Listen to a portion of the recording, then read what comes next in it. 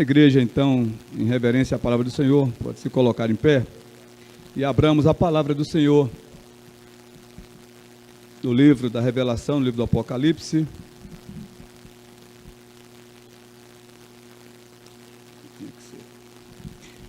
Capítulo 21 até o versículo de número 8, capítulo 21 até o versículo de número 8, de 1 a 8.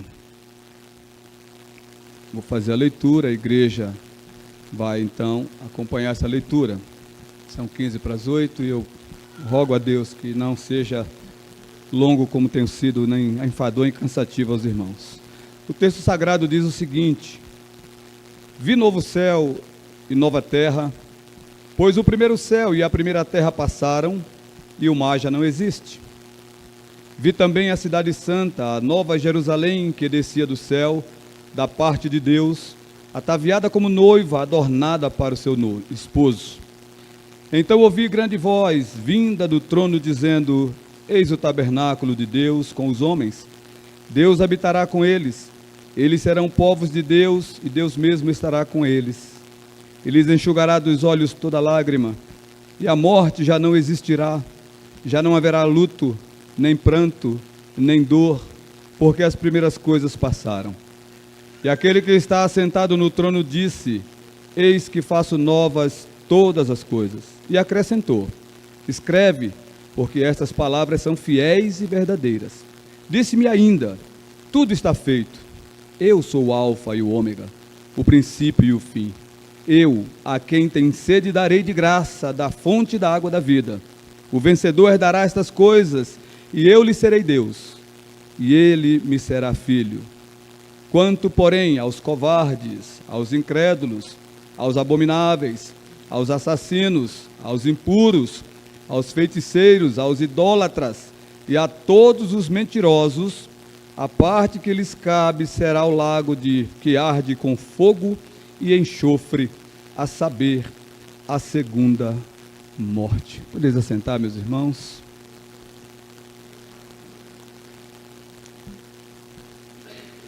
A visão que João teve aqui, eu só encontrei enquanto meditava esse tema. Essa visão ele está tendo de algo que acontecerá do lado de lá do juízo. Por isso escolhi esse tema, o lado de lá do juízo. Desde sexta-feira nós somos tomados de amigos, parentes, desejando para nós Feliz Páscoa. Acontece a mesma coisa na época do Natal, Feliz Natal. E em ambas as datas nós não encontramos, na maioria dessas pessoas, que haja entendimento do verdadeiro significado desses momentos cruciais da história da humanidade. O Natal, o nascimento do Messias, do enviado, do mensageiro, a boa nova de Deus aos homens, aquele que foi anunciado aos anjos, anunciado aos pastores pelos anjos, e eles ficaram tomados de temor e foram consolados, dizendo: não temais, eis que vos trago boa nova de grande alegria, que será para todo o povo, é que hoje vos nasceu na cidade de Davi o Salvador, que é Cristo Senhor. E não é isso que nós vemos nas festividades de Natal. Eu não sei de onde se tirou essa cultura de Páscoa Feliz. Eu escrevi um texto hoje no WhatsApp para alguns amigos, e eu disse o contrário: não há doçura, não há felicidade, só houve amargura, dor, morte e sofrimento. Eu não sei onde está a felicidade. Você pode ser feliz, não só na Páscoa, mas em toda a sua vida, se você entender o real sentido da Páscoa e entregar a sua vida àquele que na Páscoa verteu seu sangue para remir você dos seus pecados. Fora disso, essa felicidade é fajuta, essa doçura é mentirosa, e coelhinho não bota ovo algum. Novo céu e nova terra. Nós acabamos de cantar aqui que tudo foi feito, que Ele já venceu, que Ele já ressuscitou. O que nos resta agora? O que esperamos então agora? Então eu acredito que pelo que nós cantamos hoje à noite, esse tema não podia ser mais sugestivo. Nós já entendemos tudo que já foi feito, já vivemos aqui crendo em tudo que já foi feito, então agora aguardamos o que está do lado de lá do juízo. E o apóstolo João viu novo céu e viu nova terra. Mas não foi só isso que foi revelado a João. João também viu um lago de fogo e enxofre, e que Deus revela a ele que é a segunda morte, que é o inferno eterno. Nesse texto, então, que nós lemos, meus irmãos, essa visão que foi dada a João, uma visão que muitos de nós gostaria de ter experimentado. O apóstolo João estava exilado na ilha de Patmos, depois do seu exaustivo ministério, e por conta do seu testemunho, foi então condenado a essa prisão perpétua, a essa privação da sua liberdade pelo imperador Domiciano, e estava numa ilha de onde não podia mais sair, já no avançado da sua idade, sem a liberdade de andar neste mundo, mas na esperança do novo céu e da nova terra. E talvez o Senhor o consolou mais uma vez com essa visão, para que ele pudesse então ser nutrido de mais essa esperança, de saber que no Senhor o seu trabalho não seria em vão. João então viu o novo céu, viu nova terra, e ele foi um privilegiado entre poucos dos seus apóstolos, dos apóstolos de Cristo, a ter essa visão, esse antegozo da eternidade. Quando nós vamos para os evangelhos, nós encontramos que em outra ocasião, o Senhor Jesus convidou a ele e outros dois, e os levou ao monte, e diante deles se transfigurou, e também lhes apareceu ali Elias e Moisés, está lá no evangelho de Marcos. Então João já havia experimentado o antegozo dessa vida eterna, desse paraíso, desse novo céu, dessa presença sublime e gloriosa de Deus, e eles ficaram tão tomados de temor e de gozo, de êxtase, que pediram a Jesus para não saírem mais dali, para que se montassem tendas. Eles montariam tendas ali para Jesus, para Moisés e para Elias, e ali permaneceriam eternamente, porque aquele lugar era um lugar de onde não se desejava mais sair. O novo céu e a nova terra, meus irmãos, é o lugar de onde os eleitos não desejarão mais sair. Mas como disse, João também viu um lago de enxofre, de fogo, a segunda morte. E nós não podíamos deixar de expor esse texto, expondo essas duas verdades paralelas e muito claras em todas as Escrituras e claras nesse texto que nós vamos expor. Nesse texto, João tem a revelação do triste e terrível destino que terão todos aqueles que permanecerem resistindo ao chamado de Deus, à mensagem libertadora do Evangelho, todos aqueles que insistem em viver as suas vidas e gozar das suas falsas liberdades. A verdade é que nós todos podemos constatar, nesse mundo que nós vivemos, que muitos, mesmo sem conhecer as Escrituras, sem dedicar tempo a buscar conhecer o que Deus fala, como Deus se revela, o que Deus exige do homem e suas criaturas, muitos desejam o céu. Tem até um dito popular, diz que todo mundo quer ir para o céu, mas ninguém quer morrer, né? Mas é isso que nós vemos aí, todo mundo quer ir para o céu. É difícil você ver o velório de algum famoso, né, onde os comentários dos seus amigos não sejam: Deus estava precisando dele lá em cima. Todo que morre fica bonzinho. Não tem jeito, não tem jeito. Há outro tanto de gente que prefere não acreditar nem em céu, nem em inferno, e ainda aqueles que dizem que o inferno é aqui mesmo. Coitados. Como eu leio pouco, eu estive pesquisando, como o jovem faz hoje em dia na internet, né? E encontrei num site confiável, da editora Mundo Cristão, um blog, e encontrei ali trechos de um livro do Dr. Billy Graham, intitulado "Você está preparado?" Interrogação. E eu achei interessante. E no site, no blog, ele faz várias colocações sobre o livro e ele extrai ali 10 verdades ou 10 afirmações do pastor Billy Graham, e eu selecionei algumas delas para servir de introdução à nossa mensagem desta noite. Não serão todas as 10, mas nós vamos citar aqui 5 delas nesse momento da introdução e eu deixei uma para a nossa conclusão.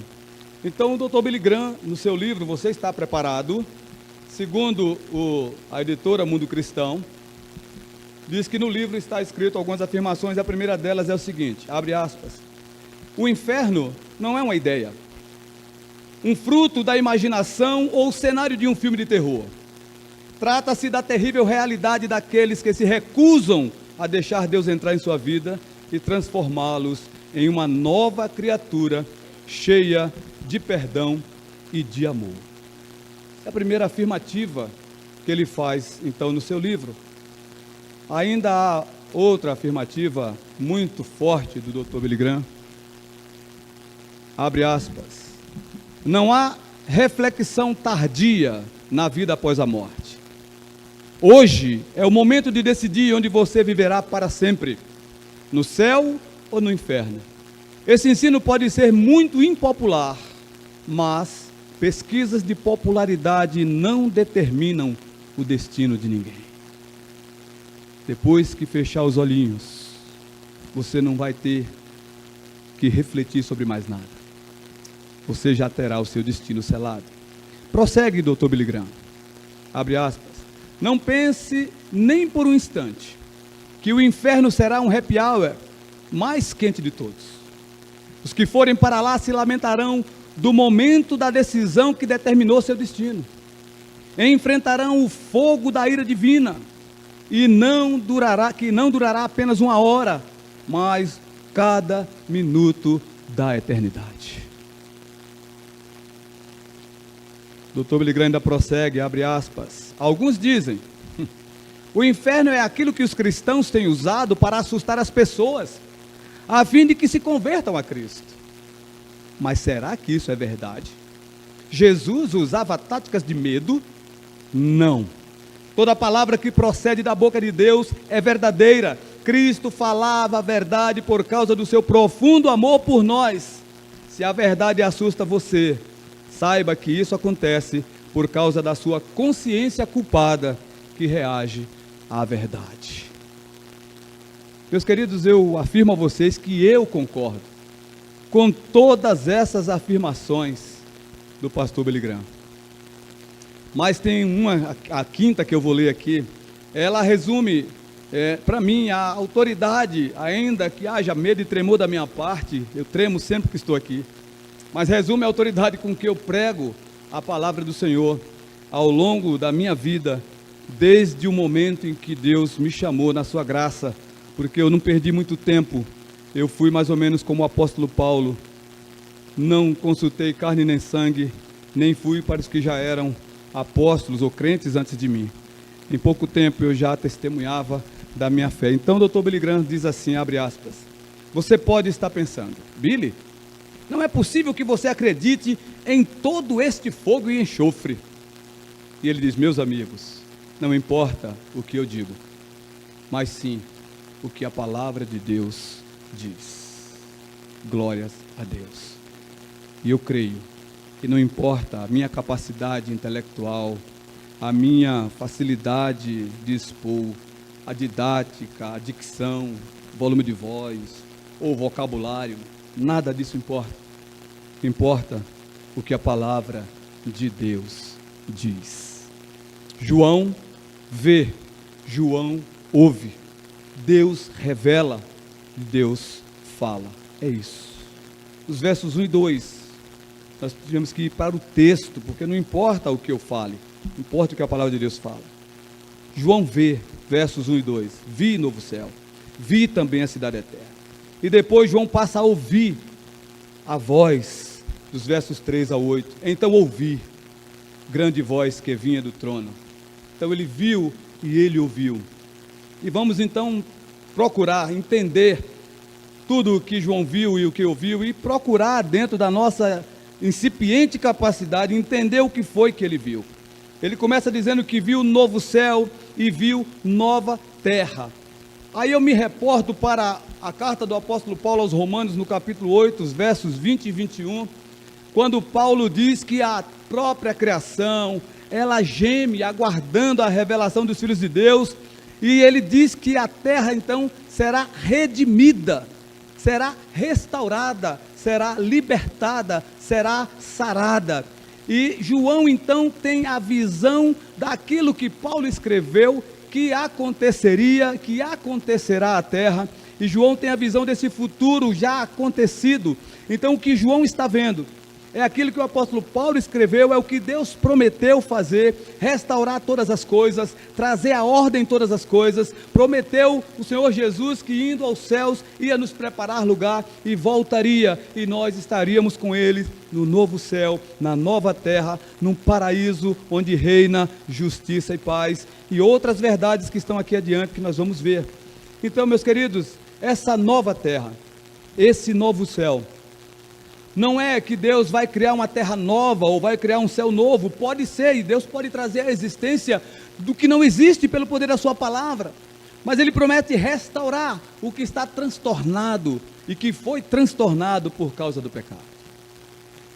Se você ainda não sabe, ou você que me ouve não sabe, o pecado de Adão e Eva lá no jardim não causou dano apenas a Adão e Eva e a raça humana, mas causou um transtorno terrível, uma desordem em todo o cosmos.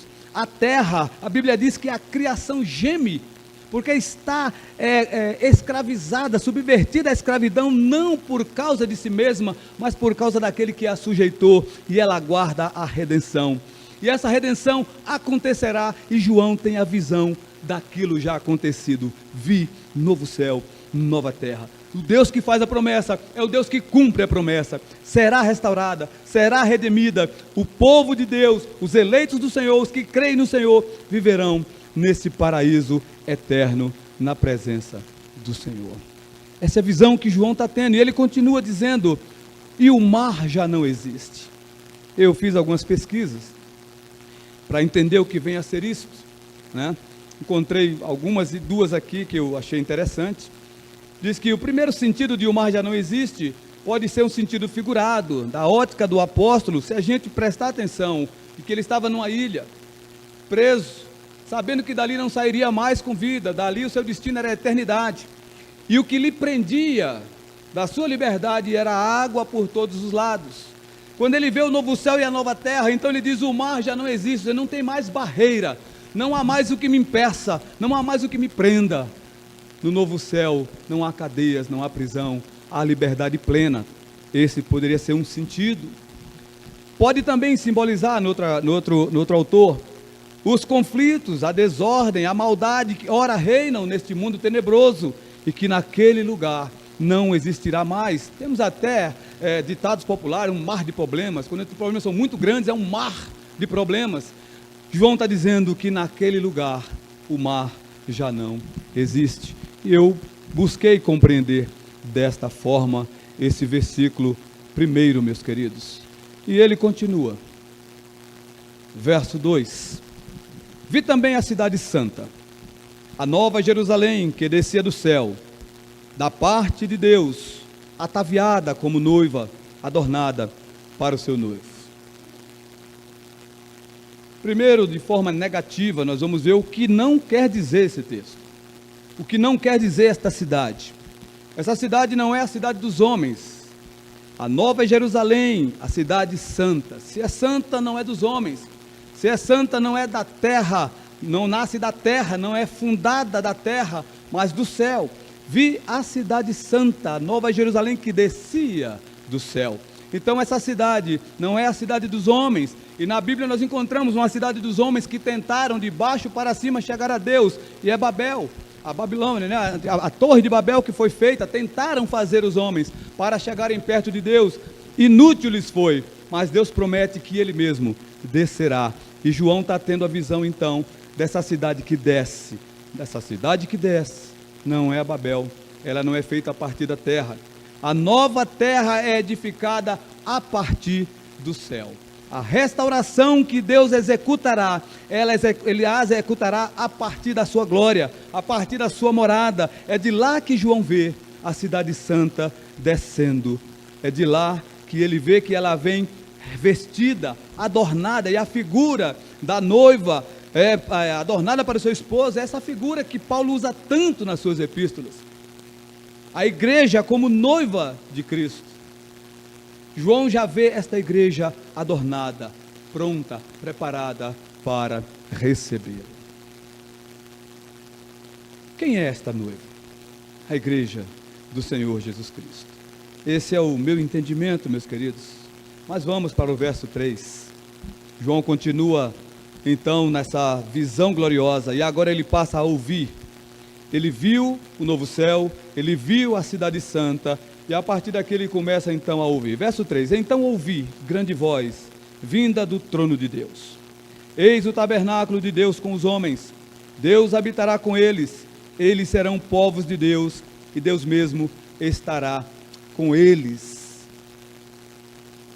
Não podemos ilustrar uma passagem dessa sem citar o apóstolo Paulo. Ele diz que Deus nos tem feito reino de sacerdotes. E somente, meus queridos, o sacerdote tinha acesso a Deus, tinha acesso ao Santo dos Santos. Somente o sumo sacerdote podia entrar no santuário de Deus. Só ele podia então representar todo o povo diante de Deus. Ninguém tinha acesso à presença de Deus. Agora, em Cristo Jesus, fomos constituídos reinos de sacerdotes. Então Deus fala para que João ouça: eis o tabernáculo de Deus com os homens, Deus habitará com eles, eles serão povos de Deus, e Deus mesmo estará com eles. Se teremos esse acesso ao Senhor, é porque de fato se cumpre a promessa de Deus, de que nós somos em Cristo sacerdócio real, povo de propriedade exclusiva de Deus. Glória a Deus. João continua ouvindo versos 4 e 5. Essa voz do céu dizendo a ele: e lhes enxugará dos olhos toda lágrima, e a morte já não existirá. Anota aí as promessas. Já não haverá luto, nem pranto, nem dor, porque as primeiras coisas passaram. E aquele que está assentado no trono disse: eis que faço novas todas as coisas. E acrescentou: escreve, porque estas palavras são fiéis e verdadeiras. Registra, autentica no cartório, porque será consumado, porque aquele que fala é o Deus fiel. Acabaram-se as dores, acabou-se a injustiça, acabou-se o medo, acabou velórios, desempregou-se todas as carpideiras contratadas para chorar, não terão mais por que chorar. Fechar-se-ão todas as funerárias, e os empresários crentes de funerária vão procurar outro emprego, porque não haverá mais morte, nem pranto, nem dor. Já não existirá, ele diz: eis que faço novas todas as coisas. Esse faço pode ser refaço, né, a partir do que está aqui, e Deus transformar tudo em novo. Ali veremos com clareza, meus queridos, e eu acredito que nenhum de nós terá dúvida alguma, de que no Senhor o nosso trabalho não foi em vão. Deus fará novas todas as coisas. As mazelas, os pecados desse mundo serão postos no mar do esquecimento. Eis que faço novas todas as coisas. Nem sequer nos lembraremos, nem sequer teremos alguma memória, um lampejo sequer do que aqui se passou.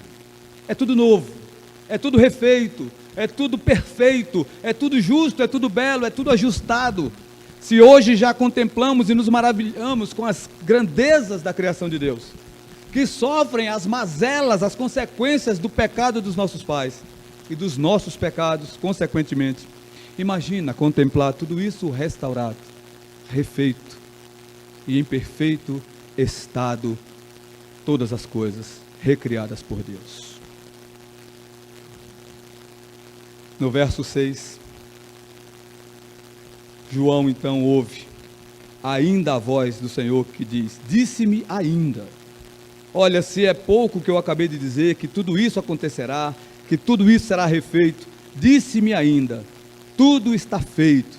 Então ele se remete ao filho lá naquela cruz, naquela sexta-feira maldita, quando entrega a sua vida e quando brada ao Pai, dizendo: o Pai, está consumado. Em outras palavras, tudo está feito.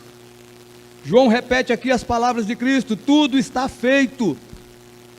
E quando ele diz isso, ele autentica. Nós temos muito isso aqui no nosso mundo, né? Onde nós não podemos confiar uns nos outros totalmente. Se você vai fazer qualquer negócio, qualquer acordo, né? Outro dia eu mandei fazer um portão na minha casa e o rapaz se admirou. E quando chegou lá para fechar o negócio, eu tinha um contrato pronto, que eu preparei. Ele: mas é só porque nós somos mortais, né? Eu confio em você, mas eu posso morrer amanhã. Você já tem investido parte do seu recurso, você tem a garantia de que os meus herdeiros vão lhe pagar. Da mesma forma você também, você pode iniciar, então ele tem que fazer um contrato, um registro. Mas aqui quem autentica é o Senhor. Por isso João ouve ele dizer: disse-me ainda, tudo está feito. Quem é que diz isso? Eu sou o Alfa e o Ômega. Eu sou o princípio e o fim. Eu, a quem tem sede, darei de graça da fonte da água da vida. Eu sou o Alfa, eu sou o que sou. Eu sou Yahvé, eu sou o Senhor, o Adonai. É o próprio Deus que auto-autentica aquilo que ele promete e que de fato fará, porque já foi feito por Jesus, e nós aguardamos o dia da consumação do que está feito. João viu, João se maravilhou, João se curvou diante dessa verdade, e eu tenho plena convicção de que o homem que já cria, que já era fervoroso, que já tinha passado por várias provas, ele sai dessa visão pronto a viver naquela ilha há mais 500 anos, sem nenhuma murmuração, porque João viu o novo céu e a nova terra, e quem fez a promessa de que isso se consumaria é o Alfa, o Ômega, o princípio e o fim. Louvado seja Deus. Caminhando para a parte mais final do nosso texto, no verso 7. Então agora as coisas começam a mudar um pouco, e eu sei que alguns vão até desligar o canal e outros vão tapar os ouvidos, mas como disse o Dr. Billy Graham, não importa o que eu creio, não importa o que eu digo, importa o que a palavra de Deus diz. Pois no verso 7 ele diz: o vencedor herdará estas coisas, e eu lhe serei Deus, e ele me será filho. Eu queria parar um pouco aqui. Estou aprendendo com o meu pastor beber água. Eu fico tão nervoso que esqueço. Vou direto. Se o texto fala em vencedor que herdará, nós facilmente haveremos de compreender ou de questionar quem são esses herdeiros. Porque não há herança sem herdeiro, e não há herdeiro sem herança. E certamente só herda quem de fato é legítimo herdeiro. Você pode conviver numa família, se você não tiver nenhum vínculo legal com essa família, quando os proprietários morrerem, só herdarão os seus bens aqueles que são herdeiros legítimos. Ah, mas eu vivi a vida inteira aqui, eu cuidei às vezes até mais do que os próprios filhos dele aqui, mas qual é o vínculo legal? Você viveu aí, mas nunca foi herdeiro. O Senhor está revelando a João que o vencedor herdará estas coisas. Eu lhe serei Deus, ele me será filho. Meus amados, quando se fala em vencer, nós precisamos lembrar também que vencer dá a ideia de uma competição, ou de uma luta, ou de um desafio, ou de dificuldades a serem enfrentadas numa jornada, numa competição, para que você vença. Ninguém é vencedor sem ter competido, não é verdade? Ninguém é vencedor de uma jornada sem ter caminhado essa jornada. Quando o escalador, esses montanhistas, se autodesafiam a atingir o topo de algum monte, o cume de algum monte, eles só são vencedores quando atingem esse cume. Mas para chegar lá, eles passam por diversas dificuldades, diversos desafios, diversos calos, cortes, arranhões. Só serão vencedores se chegarem no cume do monte, e só se tornarão vencedores quando lá chegar. Então, meus amados, vem então à segunda pergunta: quem são os herdeiros, ou quem estará lá? Uma vez que o que estamos anunciando nesse texto é o novo céu, é a nova terra. Quem estará lá? Quem estará lá? Se você, com a sua Bíblia aberta, for para o capítulo 22 aí de Apocalipse, no versículo 11, você vê aqui um conselho de quem revela a palavra a João. E na parte B do versículo 11 diz assim, na parte B: o justo continue na prática da justiça, e o santo continue a santificar-se. Quem estará lá? O vencedor. Quem é o vencedor? O justo. Uma vez que o justo continue na prática da justiça, e o que é santo continue a santificar-se. Santificação, sem a qual ninguém verá o Senhor. Santificação, sem a qual ninguém herdará o novo céu e a nova terra. Santificação, justiça, prática de justiça, sem a qual ninguém se tornará herdeiro do novo céu e da nova terra. Portanto, meus queridos, os que estarão lá são aqueles que confessaram a Cristo como Senhor em seus corações. São aqueles que viveram e vivem na busca constante da santidade. São aqueles que buscam realmente sentir sede de justiça, que não se alegram com a injustiça, que não se alegram com a perversão desse mundo, que não fazem acordo com o pecado deste mundo, que abrem mão deste mundo e das suas próprias vidas, a fim de que Cristo viva neles. Esses são os vencedores, esses são os que herdarão. Aqueles que escolheram viver suas vidas em submissão plena ao Senhor Jesus Cristo, entendendo que não foi de graça que Ele verteu seu sangue naquela cruz, que não foi sem dor, que não foi doce como o chocolate da Páscoa deste mundo, mas amargo como o fel da morte, tão dolorido que ele ora ao Pai dizendo: Pai, se for possível, passa de mim este cálice, sem que eu beba, todavia, Senhor, não seja feita a minha vontade, mas a tua vontade. E assim, Senhor, como Jesus se submeteu ao Pai, herdarão o novo céu e a nova terra aqueles que se submeterem à vontade de Cristo. Paulo diz: não sou mais eu quem vive, mas Cristo vive em mim. Você quer saber se você herdará o novo céu e a nova terra?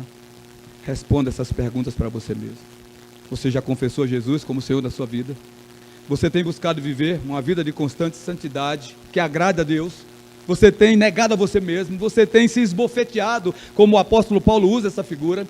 Eu esmurro o meu corpo, no sentido de dizer, eu sacrifico, eu me crucifico, eu me mato a cada dia para que esse velho eu não reine, mas para que Deus reine em mim, para que a minha vontade não prevaleça, mas a vontade dele prevaleça em mim. Você tem buscado por essa santidade, ou você tem se aliado facilmente ao pecado desse mundo e tem vivido dentro da igreja achando que o fato de estar rolado aqui garante você estar rolado lá? Você escolheu viver em submissão a Cristo e a sua vontade, em detrimento da sua vontade. E por fim, você tem buscado então adorar e servir na igreja de Deus com fidelidade. O verso 7 está falando disso. O vencedor herdará essas coisas.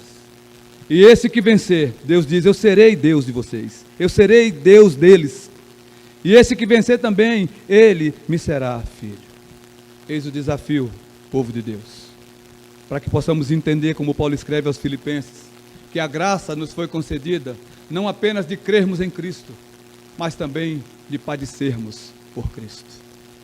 Se está sendo muito fácil para você ser cristão, entre no seu quarto hoje à noite e diga: Senhor, me perdoa. E diga como Jó: eu te conhecia só de ouvir, porém hoje, agora os meus olhos te veem. E mude a direção da bússola da sua vida para a direção que Deus determina. Porque você pode sair daqui esta noite dizendo: Senhor, eu quero viver nesse novo céu e nessa nova terra. Eu estou entendendo que o que eu vivo aqui não é o tudo, é apenas um lampejo. O que de fato eu aguardo é o que é o melhor. E finalmente João continua ouvindo e chega no verso 8. No verso 7 ele diz quem estará lá. E no verso 8 ele então vai dizer, quem não estará lá.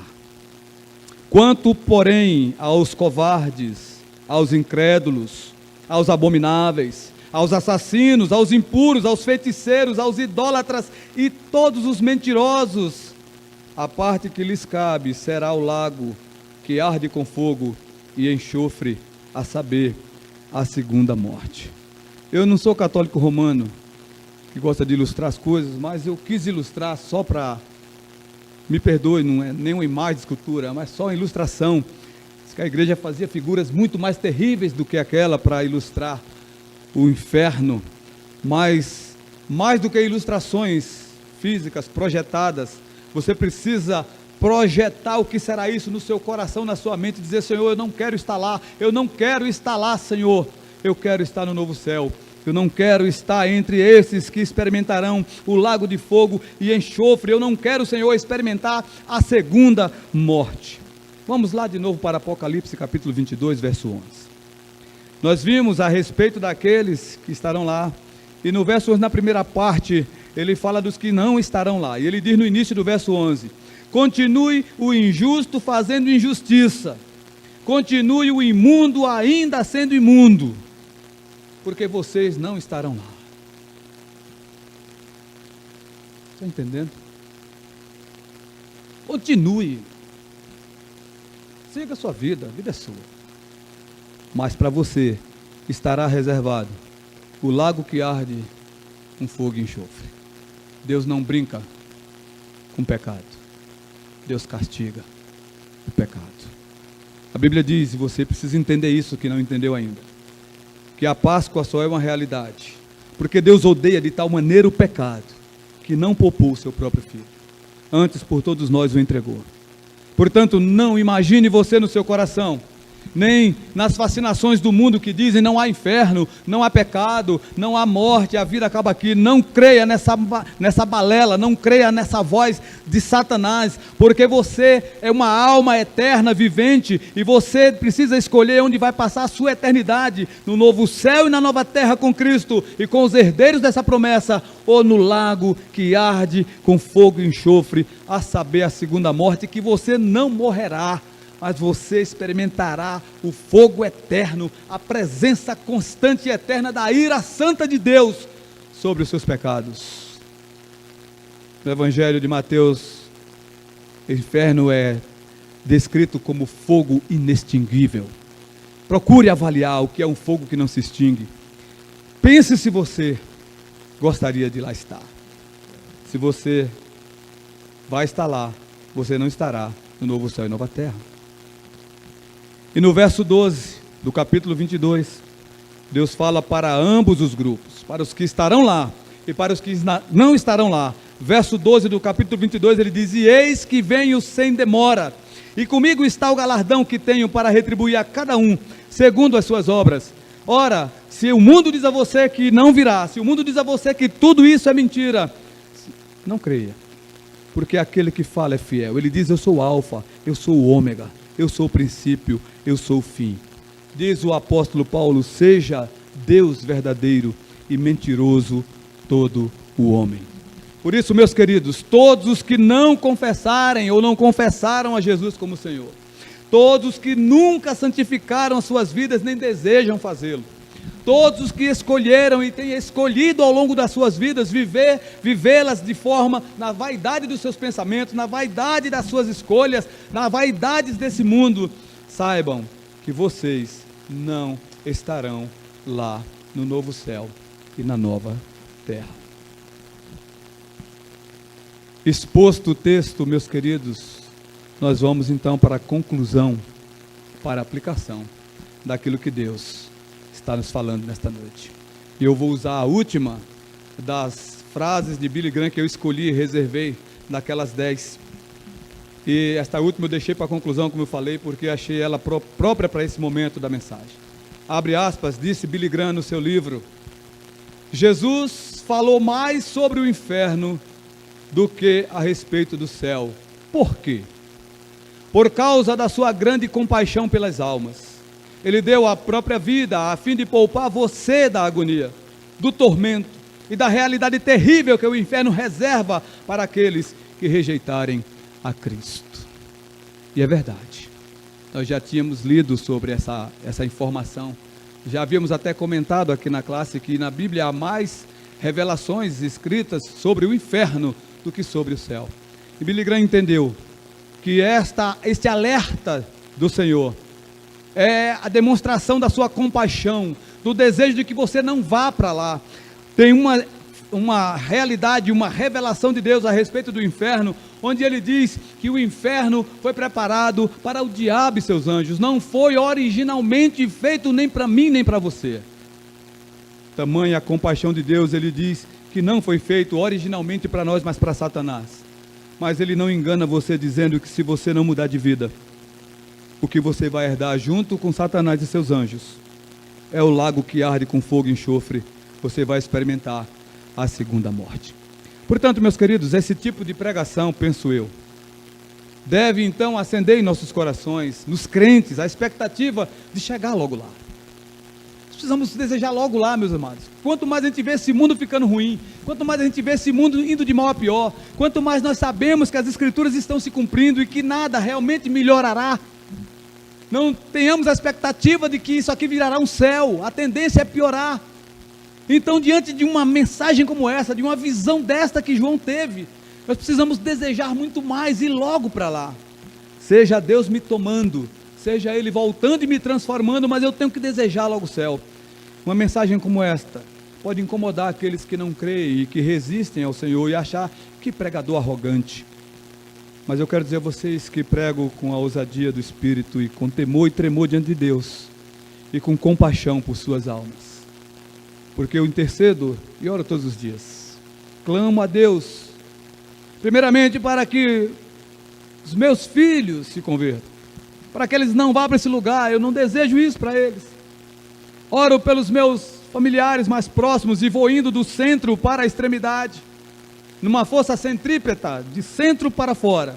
Primeiro meu oikos primário, eu oro pelos meus filhos todo dia, aquele que está longe, Senhor, não quero que ele vá para ali, meu Deus, quantas lágrimas eu derramo, e não cansarei de fazê-la enquanto Deus me der fôlego. Oro pelos meus irmãos, pelos meus sobrinhos, pelos meus cunhados, cunhadas, e oro pelos amigos, pelos chefes, e vou olhando de dentro, do centro para a extremidade, porque o campo missionário seu e meu, primeiro é a sua casa. Eu não quero que eles vá para lá. Portanto, eu não estou pregando essa mensagem para lhe confrontar, mas para confrontar o pecado que lhe escraviza. Eu não estou pregando essa mensagem para lhe afrontar, mas para afrontar aquele que te escraviza. E dizer a você que a cabeça dele já foi esmagada pelo Senhor Jesus Cristo, quando entregou a sua vida na cruz e quando ressuscitou no terceiro dia. Portanto, Satanás não tem mais poder de impedir que você seja liberto pelo sangue de Jesus. Esse tipo de mensagem também deve produzir nos nossos corações uma mudança muito radical. Deve mudar as nossas perspectivas nesta vida. E eu separei aqui 4 dessas mudanças que devem acontecer em você e em mim quando temos essa perspectiva do novo céu e da nova terra. E a primeira delas é que essa mensagem deve mexer com as nossas economias, com o seu bolso, com o meu bolso. Lá em Mateus 6, 19 e 20, o Senhor fala: não acumuleis para vós outros tesouros, onde a traça corrói, onde o ladrão rouba, mas ajuntai tesouros nos céus. Talvez você pensando no céu, você vai mudar a sua forma de administrar os seus bens, sua forma de administrar os seus recursos, sua forma de ofertar na casa do Senhor, de investir no ministério do Evangelho, no ministério missionário. Você vai ter outra visão sobre bens. Você não vai se apegar tanto às coisas daqui, se você tiver a visão correta disso que hoje Deus trouxe ao seu coração. Segunda perspectiva que vai mudar é o direcionamento dos nossos pensamentos. Nós estamos muito presos aqui, meus irmãos. É um defeito nosso, é da nossa natureza. Mas quando começamos de fato a cumprir o que diz a palavra, e começamos de fato a entender que aqui é só uma passagem, que o que nos espera de fato, o glorioso lugar é aquela visão que João teve, é esse lugar que eu espero.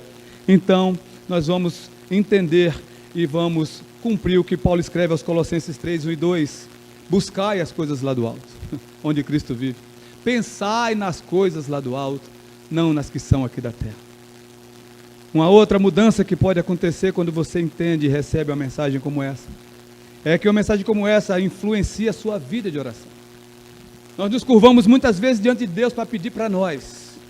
Nós estamos sempre pedindo para nós: eu quero que o Senhor resolva esse problema, aquele, dê aquilo, faça aquilo. Mas se a nossa perspectiva for de fato a do novo céu e da nova terra, nós vamos entender o modelo de oração que Jesus nos ensinou. E a nossa perspectiva nos levará a mudar a nossa oração para dizer: faça-se a tua vontade. Venha o teu reino. E por fim, queridos, uma outra mudança, que é uma mensagem como essa pode produzir em nós, mudando a nossa perspectiva, é que ela vai mover os nossos corações na busca pela santificação. Porque nós vamos entender que sem ela não veremos o Senhor. Nós vamos entender que ela realmente é o investimento maior da nossa vida. E nós vamos então cumprir e enxergar como Paulo enxergou lá na carta aos Romanos, no capítulo 8, verso 18, quando ele fala: porque para mim, é o testemunho pessoal do apóstolo, para mim tenho por certo que os sofrimentos do tempo presente não são para comparar com a glória a vir ser revelada em nós. A visão que eu tenho é do novo céu e nova terra. Portanto, os sofrimentos daqui não me abalam, sofrimentos daqui não me abatem, porque ainda que eu sofra aqui pela obra, o que eu vislumbro quando eu abro os meus olhos de fé é o novo céu, é a nova terra. Louvado seja Deus. Que Deus possa mudar de fato em nós as nossas perspectivas a partir dessa promessa já cumprida, porque Ele é fiel. E para concluir, meus queridos, finalmente fazendo as aplicações, que não poderíamos deixar de fazê-las, bebendo um gole d'água, né, pastor? Eu queria então fazer pelo menos 4 aplicações, meus queridos. Eu queria que você abrisse a palavra do Senhor na carta aos Hebreus, capítulo de número 11. E as aplicações que Deus colocou no meu coração para fazer. Eu quero dizer a vocês que há 15 dias atrás não era essa mensagem que eu tinha no coração para pregar. Que na terça-feira Deus me mudou para essa mensagem. E eu viajei para Brasília com essa mensagem na minha cabeça, escrevendo na minha mente, pesquisando e vendo, porque Deus queria que eu falasse disso hoje. Portanto, eu queria fazer 4 aplicações a respeito do que nós ouvimos nesta noite. E é para os que são crentes em Cristo, e para você, que hoje entendeu e que está entregando sua vida ao Senhor Jesus. Se você deseja realmente o novo céu e a nova terra pela fé, vamos então fazer o seguinte. No versículo 4 de Hebreus 11 diz: pela fé Abel ofereceu a Deus mais excelente sacrifício do que Caim. Se nós desejamos o novo céu e nova terra, meus queridos, ofereçamos a Deus o melhor do nosso sacrifício. Não ofereçamos nada menos do que o melhor. Se você e eu, de fato, desejamos o novo céu e a nova terra, precisamos oferecer a Deus o melhor do nosso sacrifício. Foi por isso que Abel foi aceito. Segunda aplicação. Verso 5. Pela fé Enoque foi trasladado para não ver a morte. Não foi achado porque Deus o trasladara, pois antes da sua trasladação, obteve testemunho de haver agradado a Deus. Se desejamos, de fato, o novo céu e a nova terra, vivamos vidas que agradem a Deus. Não se preocupem em agradar o pastor, ao presbítero. Não se preocupem em agradar um filho, um esposo, um esposo. Não se preocupem em simplesmente agradar um patrão, mas se preocupem em viver uma vida que agrade a Deus. Aí você estará sendo contado no rol daqueles que estarão lá. Terceira e penúltima aplicação. Verso 7. Pela fé Noé, divinamente instruído acerca dos acontecimentos que ainda não se viam, e sendo temente a Deus, aparelhou uma arca para a salvação de sua casa, pela qual Deus condenou o mundo, e se tornou herdeiro da justiça que vem pela fé. Se você deseja o novo céu e nova terra, execute seus projetos aqui, não olhando para o próprio mundo, mas olhando para aquele que é o autor e consumador da fé, e faça isso a despeito de qualquer crítica, de qualquer moção de incredulidade, de qualquer perseguição, de qualquer sofrimento, porque Noé não viveu as dezenas de anos da sua vida construindo aquela arca, sem ser pressionado, sem ser humilhado, sem ser criticado, sem ser idiotizado, ridicularizado, mas ele não arredou pé do seu projeto, porque o que lhe ordenou fazer é fiel e ele creu. Se queremos de fato novo céu e nova terra, executemos também os nossos projetos, olhando sempre para o autor e consumador da nossa fé, a despeito de qualquer pensamento ou palavra negativa deste mundo. E por fim, versos 8 a 10. Pela fé Abraão, quando chamado, obedeceu, a fim de ir a um lugar que devia receber por herança, e partiu sem saber onde ia. Pela fé peregrinou na terra da promessa, como em terra alheia, habitando em tendas com Isaque e Jacó, herdeiros com ele da mesma promessa, porque aguardava a cidade que tem fundamentos, da qual Deus é o arquiteto e o edificador. Se queremos, meus queridos, o novo céu e a nova terra, sigamos a carreira cristã, certos de que herdaremos a cidade que tem fundamentos, porque quem prometeu é fiel e cumpre as suas promessas. Que Deus aplique nos nossos corações a sua palavra, que nós não saiamos daqui da forma como entramos, que o Espírito Santo impacte os nossos corações, que Ele incomode seu coração, você que está ouvindo, Ele faça cativo a obediência de Cristo. Vamos nos colocar em pé e orar, depois eu passo a palavra ao pastor. Senhor, nosso Deus e nosso Pai, a Tua palavra foi exposta, ela foi lida, ela foi pregada, as Tuas verdades foram anunciadas, ó Pai, nada aqui foi dito que fosse a vontade do presbítero Marcos, o Senhor sabe muito bem, apenas citamos aquilo que o Senhor revelou em Sua palavra. Por isso, Deus, Espírito Santo, nós rogamos que o Senhor aplique nos nossos corações, renovando a fé daqueles que já creem no Senhor, avivando a Tua obra em nós, ó Deus, para que possamos compreender e sair da mesmice, ó Deus, da frieza, ó Deus, do estado de mornidade, Senhor amado, desse tempero tão morno, e possamos, ó Deus, ascender a temperaturas que glorifiquem o Teu nome. Da mesma forma, ó Deus, aqueles que ouviram e que ainda não tiveram encontro, mas que têm ouvido continuamente, mas ainda não tinham percebido a necessidade de atuarem, de tomarem decisão, de assumirem postura, que o Teu Espírito os convença agora que precisam dar um passo, ó Deus amado, para que não venham a estar no rol daqueles que não estarão no novo céu e nova terra. Que o Espírito Santo lhes faça desejar ardentemente, ó Deus, fazer parte daqueles que herdarão a vida eterna em Cristo. Ó Deus, opera o Teu poder, opera com o Teu milagre, só o Senhor convence o homem do pecado, da justiça e do juízo. Por isso clamamos a Ti, és o único capaz de convencer, o único capaz de transformar, o único capaz de libertar. Nós oramos assim, pedindo humildemente essas bênçãos, em nome do Senhor Jesus. Amém.